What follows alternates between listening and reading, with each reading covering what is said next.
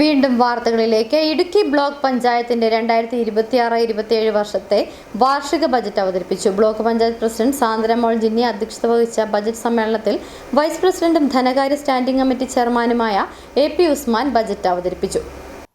മുൻവർഷത്തെ ബാക്കി തുകയായ 20,56,939 രൂപയും തനത് ഫണ്ടും ഉൾപ്പെടെ ആകെ 94,96,17,539 രൂപ വരവും 94,79,27,152 രൂപ ചെലവും 16,90,387 രൂപ നീക്കി ബാക്കിയും പ്രതീക്ഷിക്കുന്ന ബഡ്ജറ്റാണ് വൈസ് പ്രസിഡന്റും ധനകാര്യ സ്റ്റാൻഡിംഗ് കമ്മിറ്റി ചെയർമാനുമായ AP ഉസ്മാൻ ബ്ലോക്ക് പഞ്ചായത്തിനു വേണ്ടി അവതരിപ്പിച്ചത്. ഇന്ന് ഇത് കാർഷിക മേഖലയ്ക്ക് വൻ തിരിച്ചടിയാണ് നൽകിയിട്ടുള്ളത്.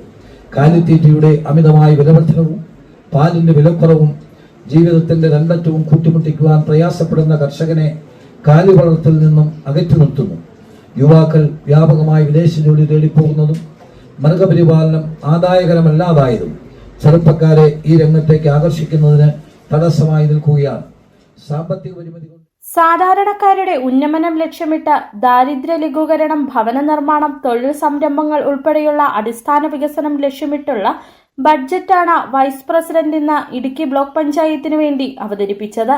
ടൂറിസം വികസനം, കാർഷിക ക്ഷീരമേഖലകളുടെ പുനരുദ്ധാരണം ഉൾപ്പെടെ എല്ലാ വിഭാഗം ജനങ്ങൾക്കും ഒരേപോലെ പ്രയോജനമാകുന്ന വിധത്തിലാണ് ബഡ്ജറ്റിന് രൂപം നൽകിയിരിക്കുന്നത്.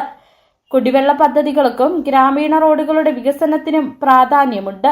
ബ്ലോക്ക് പഞ്ചായത്ത് പ്രസിഡന്റ് സാന്ദ്രമോൾ ജിന്നി അധ്യക്ഷത വഹിച്ച് സ്റ്റാൻഡിംഗ് കമ്മിറ്റി ചെയർമാൻമാരായ VA ഉലഹന്നാൻ, മോളി ടോമി, സോന ട്രീസ ജോബി, BDO ഷൗജാമോൾ P കോയ, ആസൂത്രണ സമിതി ഉപാധ്യക്ഷൻ വർഗീസ് വെട്ടിയാങ്കൽ, ബ്ലോക്ക് പഞ്ചായത്തിലെ മറ്റംഗങ്ങൾ, നിർവഹണ ഉദ്യോഗസ്ഥർ ഉൾപ്പെടെ നിരവധി പേർ പങ്കെടുത്ത് സംസാരിച്ചു. City vision, Idukki.